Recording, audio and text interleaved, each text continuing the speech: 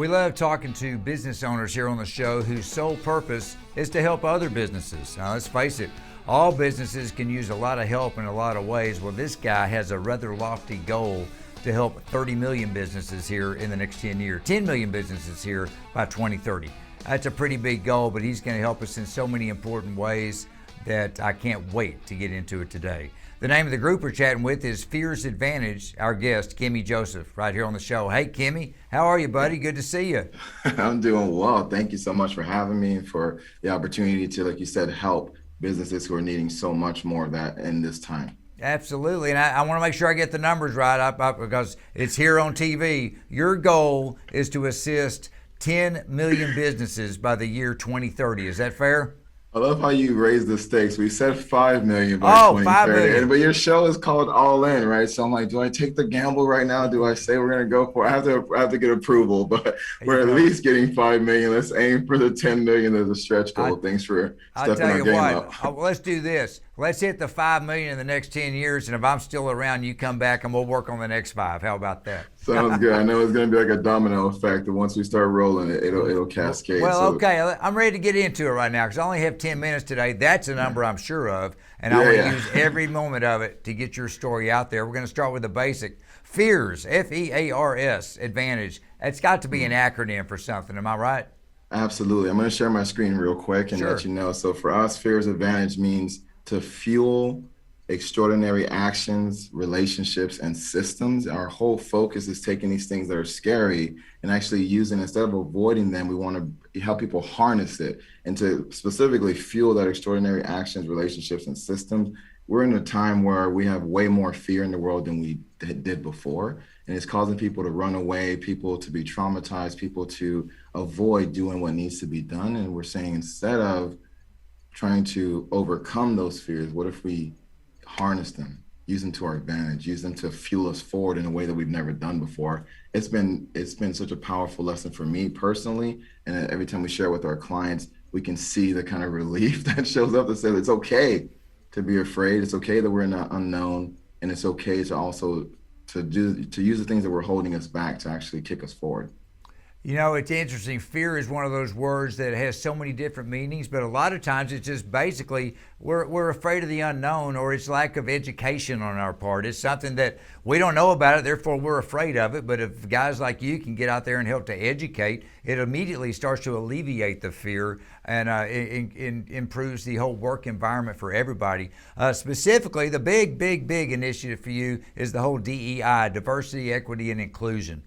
Go into that just a little deeper on DEI, what it means and what you're doing to help us all understand.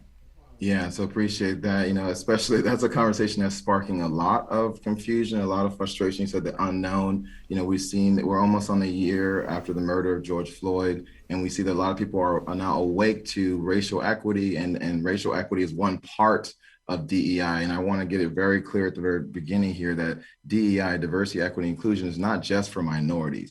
It is something that helps every single one of our employees. It helps us as leaders. It is, if we look at the simplest way, just for you and I to connect right here, for us to listen to each other, try to figure out how we can support and connect and actually have a conversation. That's one version. That's a small version of DEI. And when we get it right, we're building a relationship that allows us to actually work together and have success together. If we can get more people to understand that, we start to take some of the fangs out of the conversation. And it's less about shame and blame at that point and more about how do we build better right now, and just letting people know you don't have to be bad to get better. Well, Kemy, so when you're talking about leaders that don't get all into this, I'm sure it's a variety of reasons, but is a big reason, like we just discussed, the fact that they don't understand, they're embarrassed about it, and they don't want to take the time to admit that they don't know what they're afraid of?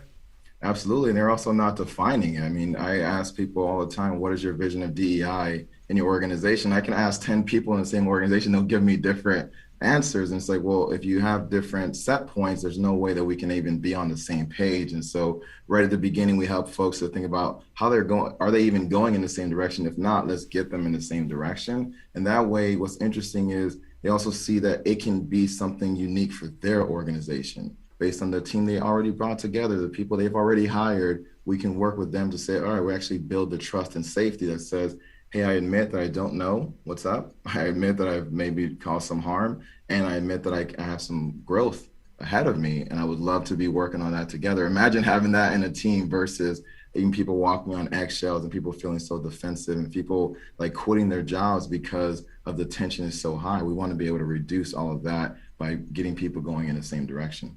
That would be outstanding. I'm glad, that $5 million, the 5 million business goal gets loftier and loftier, but my goodness gracious, is so important with what we all have going on today. And let's be honest. There's the big elephant in the room. A lot of time in the offices, people don't want to talk about a couple of things because they're going to get into it, whether it's race or politics or privilege or whatever. A lot of times they avoid it. Well, you can't avoid it. You got to be able to discuss it in a nice, proper manner, and that's what you do. So are you working, Kemy, when you go in, are you working with the leaders? Are you working with the whole staff? What's your process to get the right message out there?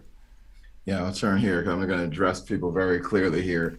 Tell me a problem that you can solve by avoiding it, right? That's one of the first questions we've been getting into, because people try to run away and we're saying, what's a problem you can solve by avoiding it? As soon as you figure that out, by the way, Brian, you can write a book. We'll buy it. We'll support you 100%. We just know most people cannot solve a problem by avoiding it. So for us, the conversation becomes like, yes, we work with the leaders. We understand this conversation has been so difficult and it's so personal that we have to give people private spaces for that. And then we also work with the whole organization. We have a framework that allows people to truly actually embrace this process and enjoy it. As crazy as it sounds, I think people are not used to enjoying DEI. So generally when we come in, it blows their mind and people are actually wanting more. So we get to do executive coaching and get people in a private space where they can share. One of my favorite questions, like favorite things, when people will say, hey, before you go, let me ask you a question. And they want to ask something they can't ask anywhere else. And that to me is a reminder that we have made this conversation so intense that people are even afraid to ask questions that would be really helpful. So again, less avoidance, more action. You're absolutely right. I've been racking my little meat head here trying to think of a problem you can solve by avoiding it. There's not any. You talk to a lot of people. You know a lot of things. So I absolutely. I'm going to keep thinking about that. I've got your email. I'll let you know should I come up with something. But don't hang out by your computer waiting, because it's not going to happen. I'm curious about your background. Before you started Fears, what were you into to get you to where you are today? I was into a lot of trouble, probably. It's probably the easiest way to I was a kid with a loving family, but a rough background. And, it's interesting to be even thinking about my journey as an employee and the ways that at times where I was a terrible employee and very disengaged. And then the leaders who stepped up in my life and showed me that there is a path to really optimize my talent. And what's been interesting is as I've been growing as a leader, it came to mind when I started to ask myself, who am I modeling as a leader, right? Who are the people that I'm looking towards?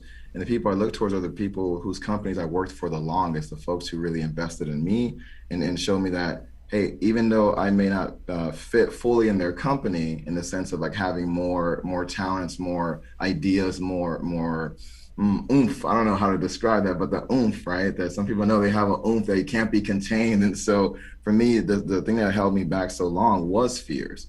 And it became interesting when I said I want to step out to be an entrepreneur, run my own company again. It was about embracing that and saying, I can do leadership differently. I can do DEI differently. I can do all these conversations differently, because that's what really resonates in my heart. And so, coming from a troubled past to help people who are in trouble and help them move forward is kind of an exciting way to spend my life. Kemy, there's so many refreshing things about your story and your company, but I think one of the neatest ones for me, you're not industry specific. The things you do are for any company in any industry with any amount of employees, whether they've been around for 100 years or they're just starting. Everyone needs this stuff. So the good news is, as you near that 5 million business goal, there's not a business out there that doesn't need what you bring to the table. And you seem to me in our short time together today, you're just the man to pull it off, and we're all pulling for you here on the show. I'm out of time for now. We may have to have you back another time just to get a status report on how we're doing. But for today, thank you for sharing your story. Best of luck. Thank you so much. I appreciate you. Take care.